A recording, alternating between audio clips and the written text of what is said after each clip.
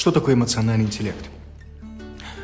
Мне эта тема близка, потому что я глубоко убежден, что эмоциональный интеллект, или Эмми, это моя не самая сильная сторона.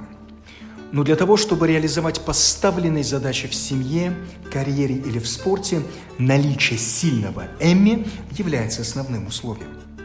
Так что же такое Эмми? Это скорее умение воспринимать собственные эмоции и чувства и способность управлять ими для решения различного рода задач. В современном мире, где, наверное, преобладает разум, роль положительных эмоций, таких как проявление радости, доброты или эмпатии, становится более актуальной и системообразующей. То есть мы вкладываем в институт семьи или любое предприятие положительные эмоции, потому что это разумно. Я думаю, что негативные эмоции, как страх, гнев и ненависть, чужды и пагубны для разумного и процветающего общества. Конечно, высоким Эмми обладали пророки и другие интересные люди, как Махатма Ганди, Нельсон Мандела и мать Тереза. Что это все означает для нас? Можно попроще. Другими словами, инвестируйте в себя и окружающих положительные чувства и эмоции. Те эмоции, которые вы даете окружающим, бумерангом возвращаются к вам. Это однокурсники, коллеги по работе или члены семьи. Интересно, что даже водитель маршрутки имеет власть дать эмоциональный заряд на весь день, негативный или позитивный. То же самое с каждым из нас. Мы задаем ритм в жизни людей, которых мы можем и не знать. Когда мы понимаем сложность Эмми, нам легче давать себе отчет и с пониманием относиться к людям, которые по-разному управляют своими эмоциональными импульсами.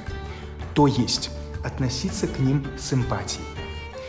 Представьте, что у вас постоянный баттл с людьми, которые пытаются вам передать негативную эмоцию, а вы им позитивную. В этом баттле только один победитель. Каждый раз, когда вы сталкиваетесь с ходящей взрывчаткой, представьте песню Mortal Kombat и попытайтесь одолеть позитивом и нейтрализовать негатив.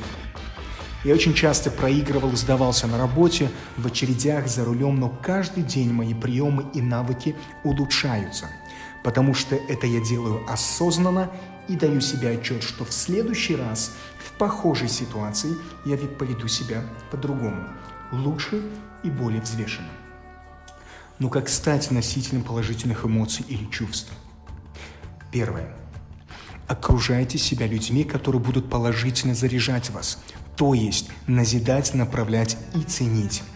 Нет смысла постоянно быть в кругу негативных людей, которые живут сплетнями и завистью.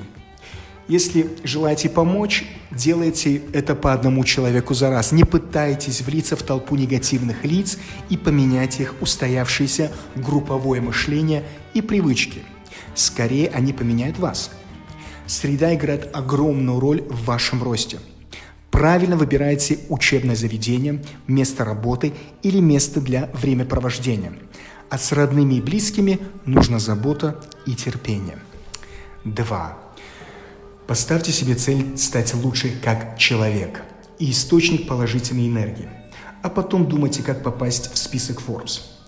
Эмми позволит вам правильно распределить жизненные приоритеты и получать удовольствие от нематериальных благ, такие как хорошая репутация, поддержка в социуме, гармония и любовь в семье.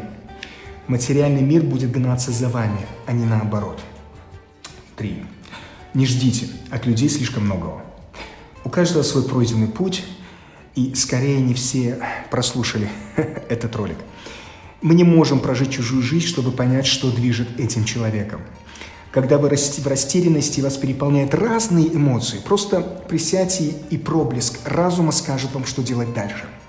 Нажмите паузу эмоциям и нажмите play здравомыслию. Именно здравый смысл расставит ваши эмоции по полочкам.